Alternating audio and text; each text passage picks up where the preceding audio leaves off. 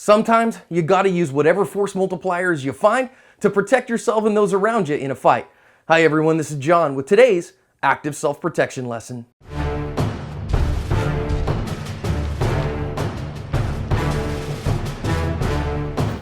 Today's lesson comes to us from Tonawanda, New York, and it shows an armed robbery in a convenience store. But this one's not going to go the armed robber's way. Teaches us some important lessons about using your opportunity, about transitional spaces, about using whatever force multiplier you happen to have on you, and winning the fight no matter what. Here we see an armed robber's got a gun out and he is threatening the clerk and demanding money. And again, the clerk doesn't have any attitude, skills, or plan, so here, have my money. Now this shopper walks in and he's got a big old mag light in his hand, a big D-cell mag light, and he just sees this guy and goes to town on him, thumps him 3 times in the head with his mag light. Now you can see him, he's kind of looking around like, okay, what's going on? And that armed robber is out, man. If you've ever held a D-cell mag light in your hand, that is a very formidable tool. It's a very heavy flashlight, and getting hit on the head 3 times with it, I can imagine his bell's rung.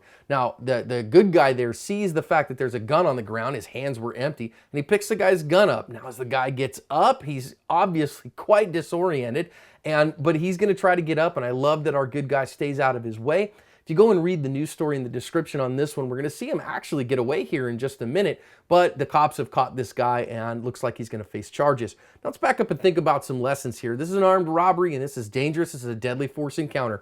Now let's just say that you come up on this kind of encounter. You walk in on this store and this is what you see. What are you going to do? Now, it's perfectly acceptable to walk back out that door and be a good witness and call 911. But this guy's not that way. He's got a little bit more sand than that. And he decides he's got this mag light in his hand and he's going to use it. Now, I think that kind of a weapon of opportunity can be very, very helpful. Obviously, if I had a firearm here, I would have drawn it and used the firearm, but I'm going to assume he didn't, but he used it to great effect. 1, 2, 3. He thumped that guy with intent. When you're going to stop an armed robber, you got to go do so with intent.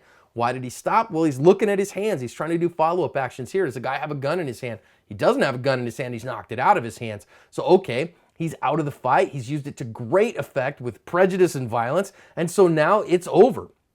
So he keeps following up, though. I love that our good guy doesn't get tunnel vision and he doesn't just see what else is going on. He's still looking if there are any threats. When he sees the gun, he goes and gets it. Now, I think that's very, very wise. He goes and grabs it. Now, you could have just kicked that out of the way and not picked it up and been perfectly acceptable and maybe a little bit safer, but this guy's pretty far out of the fight, so I'm really actually quite okay with our good guy grabbing it. And I love that he keeps a distance from him here. He continues to follow up. He tells him, hey, get on the phone with the cops. Doesn't let the guy get at distance, and I think that's wise because going hands-on with this guy here was just going to take him an awful lot of work. At the end of the day, I think this bystander did a fantastic job. He met violence with violence. He ended the threat. He protected himself and everyone around him and covered his asp.